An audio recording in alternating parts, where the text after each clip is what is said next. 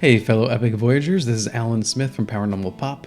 I hope you enjoyed this episode of Coffee and UFOs featuring Ken Cherry, the founder of Epic Voyagers, who we all know, a fantastic guy, a friend, and always fascinating to listen to and to get a chance to chat with. Paranormal Pop is the new channel that I've started, and we're doing this new series, and we're this close to getting 100 subscribers, which means we can get our own custom URL, which means we can actually, point people to the show so they actually know where to go. Right now we're just kind of lost in YouTube world. So if you enjoy this episode of Coffee and UFOs, I hope that you'll go over to the Paranormal Pop. I'll put the link down below here, and subscribe to that channel. I appreciate all the support, and I hope you enjoy this episode of Coffee and UFOs with Ken Cherry. That's the only thing substantial I've taken out of a casino in years is this Yeti insulated coffee mug.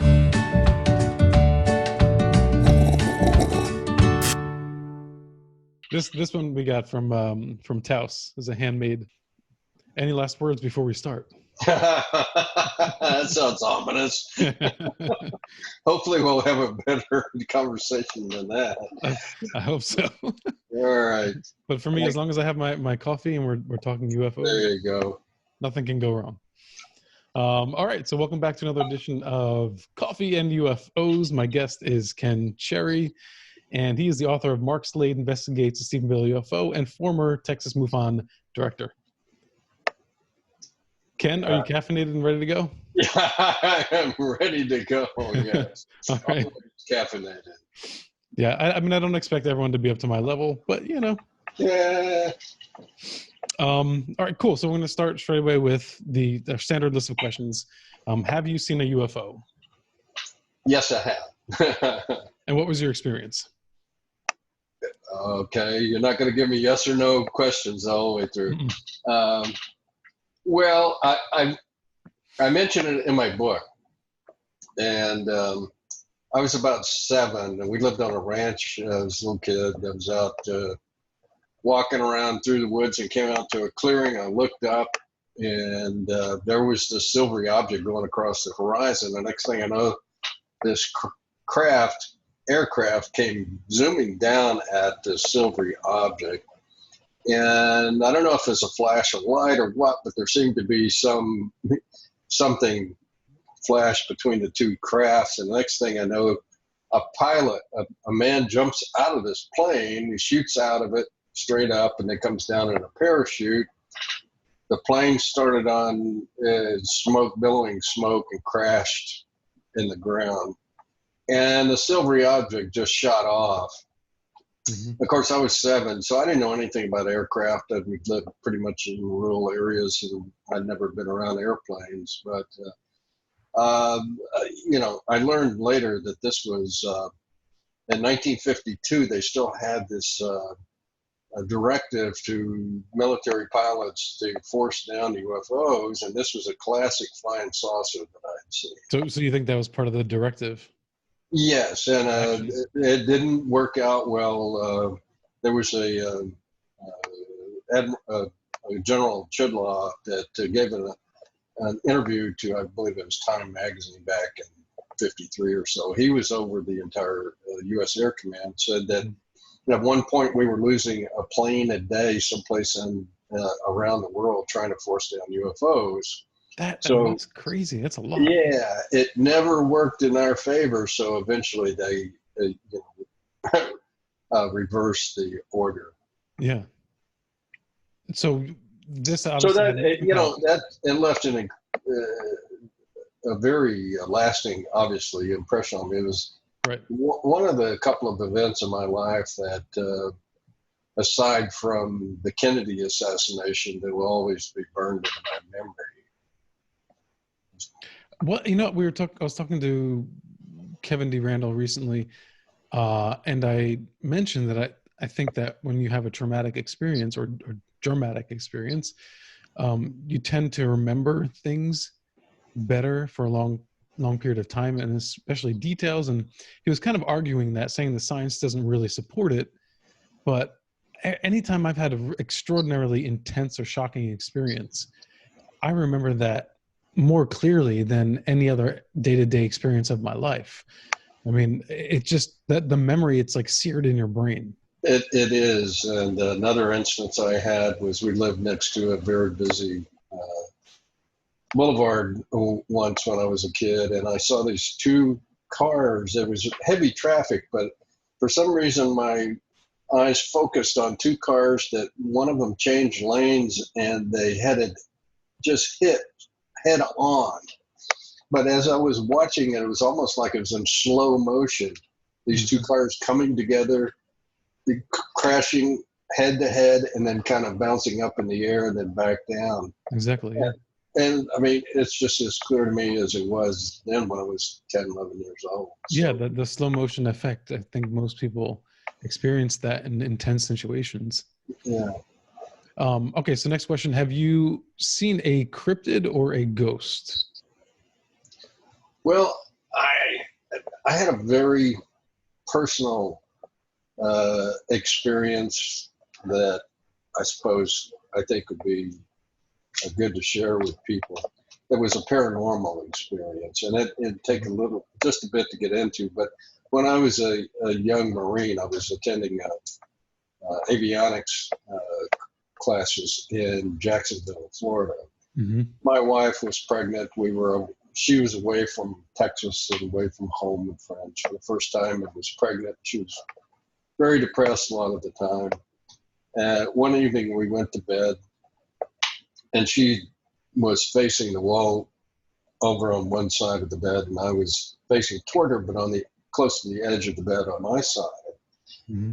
And it was quite late, and I felt a presence sit down on the bed behind my back, and that my heart began to race, and it's just like a cold sweat.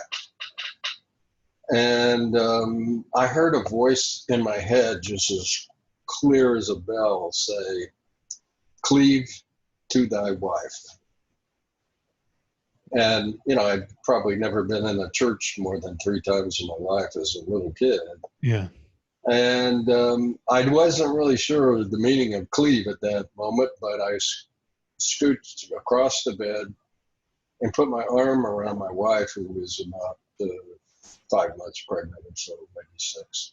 Mm-hmm. And I felt her immediately relax, like the stress left her body.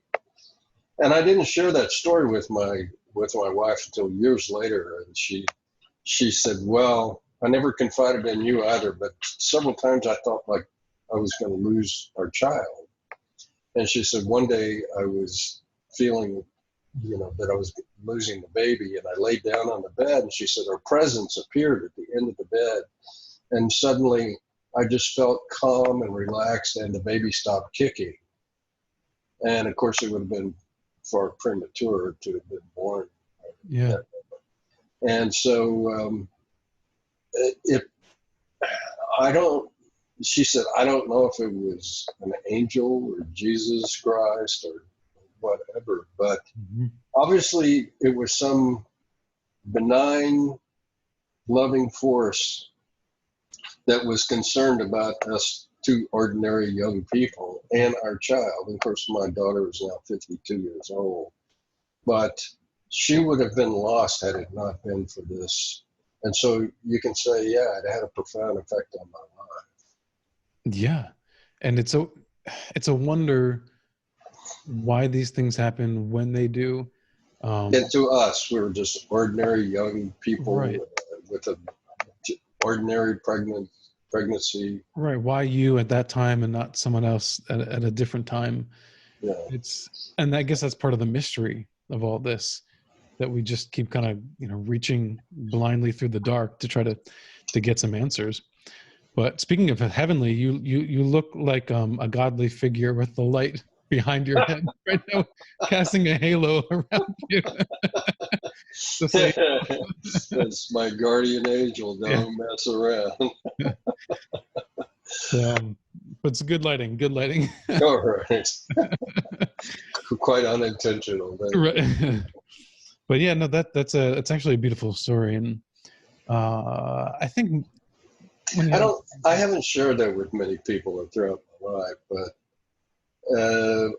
I'm growing more and more appreciative, I think, of the mystery of why are we so blessed as humans and have some of us seem to have guardian angels and spirits. I mean, I certainly have done nothing in my life to distinguish myself. I feel so humbled by the love and attention that I know that has saved me on numerous occasions.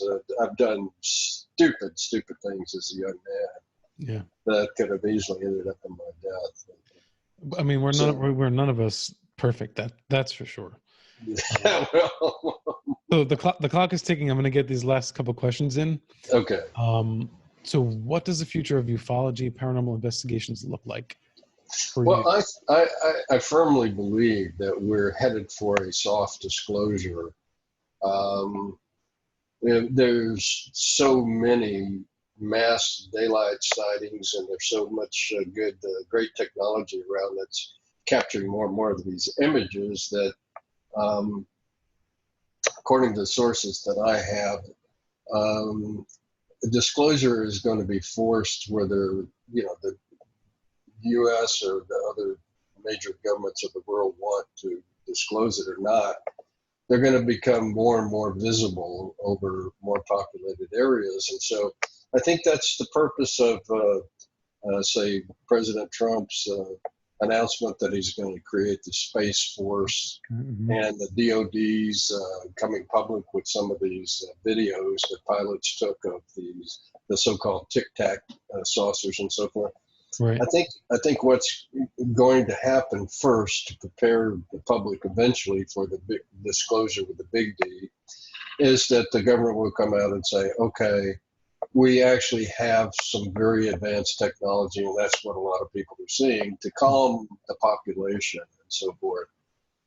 It won't be until much later, of course, that they'll have to admit, well, some of this was created with back engineered technology that we received from A, crash sites, B, other non-human sources. So that, I think, is going to initially dampen a lot of enthusiasm about the ufology, because people will say, why investigate when, they've already said that it's our advanced technology in the skies. Yeah, it's discouraging, and It takes away the mystery. The mystery, which I love about it. But we also we really do want the answers too. Yeah. Well, I think there's a great deal more behind that, but I think at the minimum, that's what's going to happen, is that they will have to admit to having advanced technology, which is indeed Trump's Space Force. I think it's been around for at least since the 60s, according to one of my sources. And they're just slapping a label on it and making it. And they're slapping a label on it, and now they'll come fess up and come public with it. And I think people will be excited and enthralled because some of it involves technology that is not in common use and will be helpful to mankind. And a lot of the people who, on an amateur basis, become involved in ufology and therefore follow writers such as myself and others, in the ufology field, they'll lose a lot of interest because they just say, well, that's what I was thinking. Yeah. That's cool. It's our advanced technology, of course. Right. And on top of that, do you think that the government would sort of create an agency of its own that would supplant ufologists who actually do the research now? Will government agents start taking over that job? Well, they already have. Well, okay. Well, all right. Well, that's another topic we'll save for next time.